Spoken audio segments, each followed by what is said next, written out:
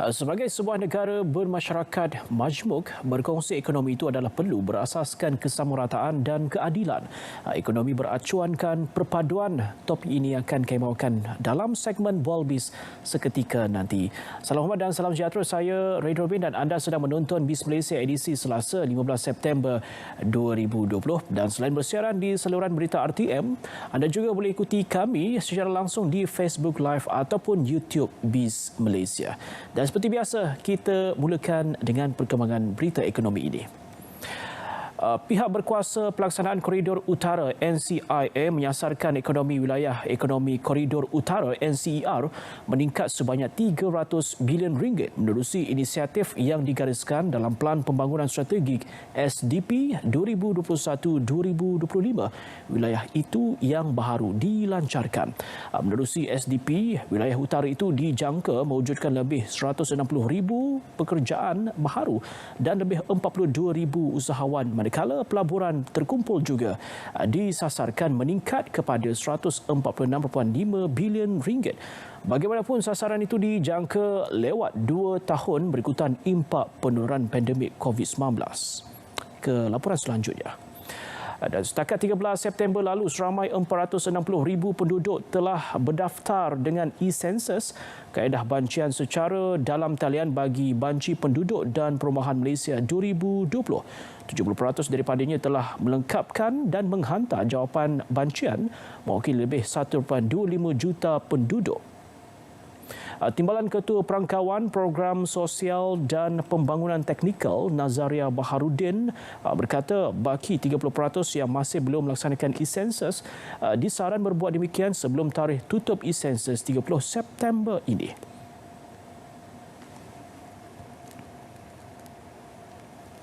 Bagaimana nak mengisi ni, memang kita ada edarkan flyer dan seterusnya kita ada letak dalam portal My Census ya. Dalam My Census tu kita ada letakkan kaedah-kaedah lah bagaimana mereka boleh memulakan untuk menjawab e-Census. Dan kita ada juga video. Jadi kalau kata tak dapat nak faham, buka video. Video tu ada step by step bagaimana untuk mengisi e-Census lah. Dan kalau kita ada klinik, saya jemputlah mana-mana yang ada dalam kawasan berdekatan, sila hadir kerana di situ kita akan ajarlah bagaimana nak mengisi e-Census. Hasil promosi yang giat dijalankan, jumlah pendaftaran mencatatkan peningkatan antara 30,000 hingga 50,000 sehari ketika ini berbanding 5,000 hingga 7,000 pendaftaran sehari pada Julai lalu. Bagi kadar pengisian e-Census mengikut negeri, Selangor, Johor, Perak dan Pulau Pinang mencatatkan jumlah tertinggi disokong kemudahan internet yang lebih baik.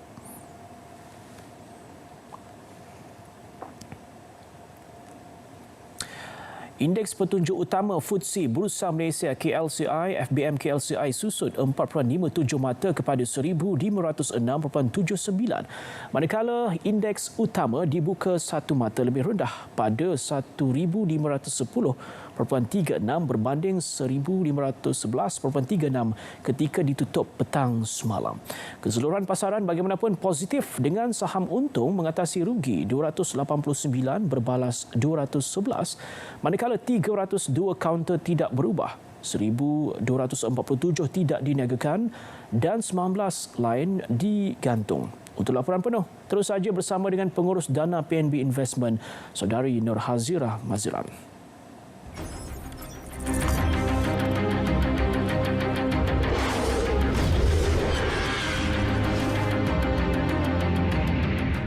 Pada sesi dagangan pagi, Bursa Malaysia memulakan dagangan dengan berhati-hati apabila dibuka rendah sebelum aktiviti belian pada pertengahan sesi membantu pasaran untuk kembali pulih. Pasaran turut menjejaki prestasi semalaman Wall Street yang menokok 327.69 mata atau 1.18% untuk ditutup kepada 27,993.33. Pada penutup 12.30 tengah hari, indeks komposit FBM KLCI naik 6.45 mata untuk ditutup tinggi kepada 1,517.81. Pasaran berada dalam trend positif dengan kaunter untung mengatasi kaunter rugi pada kadar 597 berbanding 429. Sementara 1,016 kaunter kekal tidak berubah atau tidak diurus niaga.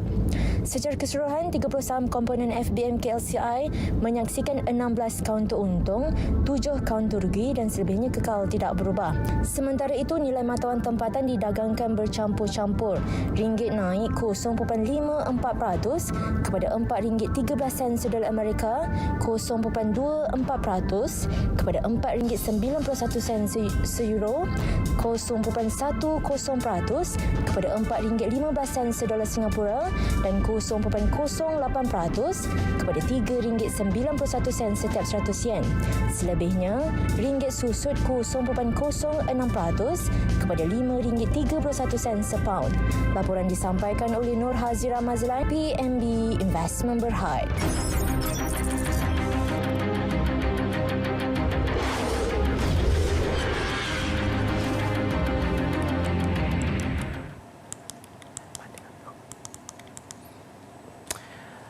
Baik, terima kasih untuk anda yang terus bersama kami di BIS Malaysia, dan seperti mana yang kami janjikan pada anda, kami akan bawakan Bual BIS, yang mana ini juga merupakan salah satu topik yang menarik untuk kita di BIS Malaysia.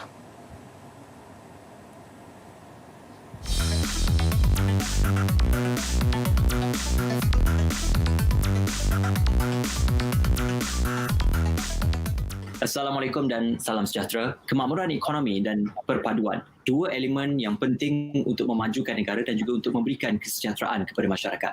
Untuk itu kali ini kita akan memberikan suluhan yang lebih mendalam terhadap bagaimana ekonomi dan juga perpaduan itu boleh diasimilasikan bersama dan juga boleh digerakkan secara bersama. Untuk itu saya bersama dengan Profesor Madya Dr. Evan Lau Poh Hock yang juga merupakan pensyarah Fakulti Ekonomi dan Perniagaan Universiti Malaysia Sarawak UNIMAS. Apa khabar, Prof? Khabar baik. Apa khabar? Baik, terima kasih kerana bersama kami. Untuk kita bercakap lebih lanjut tentang dua elemen yang penting dalam kemakmuran masyarakat dan juga kita kata kemajuan negara, iaitu ekonomi dan juga perpaduan. Bagaimana Prof melihat kedua-dua elemen ini boleh digerakkan secara bersama dan juga dimanfaatkan secara bersama, Prof? Terima kasih kerana menjemput saya ke rancangan yang membolehkan saya memberi sedikit pandangan berkenaan dengan elemen yang penting ini, ekonomi beracuankan perpaduan. So, ia sudah seharusnya menjadi sinonim dengan kehidupan kita yang membanggakan di Malaysia ini. Kenapa saya katakan begitu? Kerana integrasi antara perpaduan dan ekonomi itu tidak boleh dipisahkan. Seperti irama dan lagu, kalau dipisahkan rosaklah lagu dan pinjanglah irama itu. Right? Konsep plurality itu adalah iaitu berkongsi ekonomi dalam acuan sesama warga negara Malaysia perlu dikukuhkan di negara ini.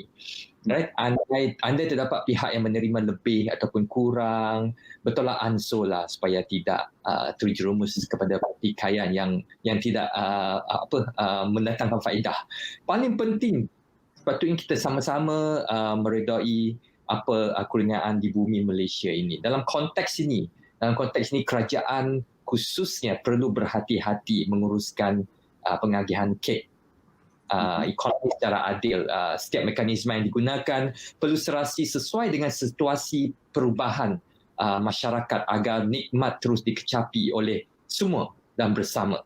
Ini penting dan signifikan untuk kita maju bersama ke hadapan. Dalam usaha kita untuk maju secara bersama ke hadapan, beberapa cabaran dan juga halangan yang ada di depan mata untuk kita selesaikan dan juga untuk kita tangani bersama.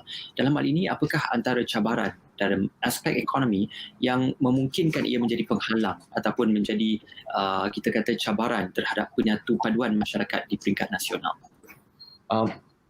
Saya melihatnya bukan cabaran itu akan walaupun dikatakan sebagai cabaran, tapi cabaran itu akan membuatkan kita bersama lebih kuat untuk maju ke hadapan.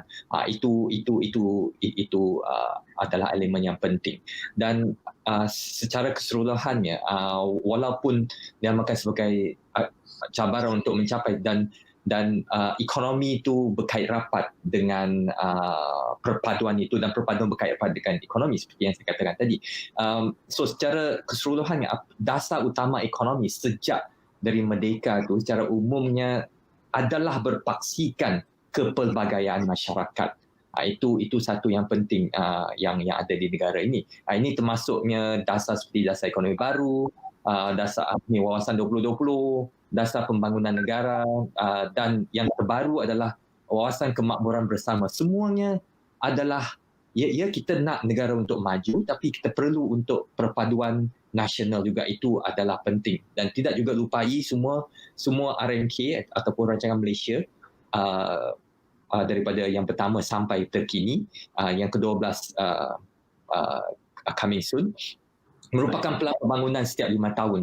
Dan saya juga tertarik dengan, walaupun dia adalah cabaran, tetapi kerajaan melihatkan ada dengan strategi yang digunakan pakai oleh kerajaan untuk menangani isu ketidakseimbangan, especially pembangunan wilayah di Malaysia yang akan menjurus kepada juga perpaduan itu sendiri. Kerajaan memperkenalkan 5 koridor wilayah pembangunan ekonomi, iaitu kita ada Iskandar, Malaysia, lepas tu kita ada wilayah ekonomi Pantai Timur, ada koridor utara, ada koridor pembangunan Sabah dan koridor tenaga diperbaharui di Sarawak Skop.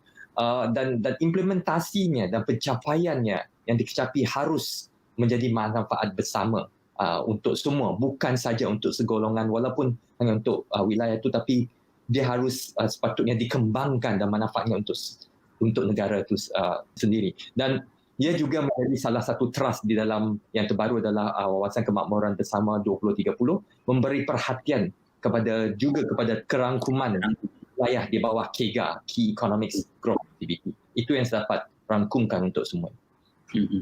Apa antara mungkin pencapaian yang boleh kita banggakan dalam kita melihat perpaduan itu sebagai nilai tambah ataupun perpaduan itu juga sebagai penggerak kepada kemakmuran ekonomi yang lebih baik dalam kalangan masyarakat dan juga untuk masa hadapan negara? Ya, yang saya dapatkan, yang saya dapat lihat adalah pencapaian itu, seperti saya katakan tadi, pencapaian itu adalah melihat kepada apa dasar-dasar utama ekonomi yang sudah sedang dirangkakan ataupun diplan dan supaya diimplementasi di bawah untuk keseluruhan masyarakat kita. So pencapaiannya mungkin kalau saya nak katakan di sini mungkin masanya tidak cukup, tapi secara umum yang saya katakan tadi, kita dapat lihat bahawa sudah ada perubahan yang begitu drastis daripada apa yang sudah tercapai daripada tahun 70-an sampai ke sekarang. So banyak perubahan sudah berlaku, pembangunan berlaku, kemajuan dari segi perpaduan, dari segi kaum juga meningkat, pendapatan juga meningkat. So itu secara amnya apa yang kita lihat. Tapi perlu lagi, sebab itu ada lagi perancangan kerajaan untuk membawa Malaysia lebih tinggi lagi, iaitu apa yang dikatakan tadi adalah wawasan kemakmuran bersama, supaya kita juga share this prosperity untuk semua, bukan saja untuk segolongan masyarakat sahaja. Baik. Terima kasih Prof atas perkongsian yang cukup jelas itu. Itu dia dapat kita gambarkan tadi bagaimana penyatuan yang baik dapat memungkinkan untuk kita mencapai kemakmuran ekonomi, khususnya untuk masa hadapan negara dan juga masyarakat. Profesor Madya Dr. Evan Lau Pohock, pensyarah Fakulti Ekonomi dan Perniagaan Universiti Malaysia Sarawak UNIMAS. Satu perkongsian yang kita kongsikan bersama dengan anda dalam kita mendepani cabaran semasa. Sememangnya penyatuan nasional adalah sesuatu perkara yang memungkinkan untuk kita mencapai kemakmuran ekonomi, walau kedua-dua itu saling berkait antara satu sama lain. Dan itu saja perkongsian dapat kami bawakan bersama dengan anda untuk Bual Biz ketika ini. Pada masa ini kita kembali kepada rakan penyampai di studio. Silakan. Baik, Biz Malaysia edisi Selasa 15 September 2020 berakhir di sini. Jangan lupa untuk saksikan secara langsung sambutan Hari Malaysia 2020 menerusi saluran TV1 dan saluran berita RTM pada 16 September 2020. Rabu bermula 8.30 malam. Salam hormat dan jumpa lagi.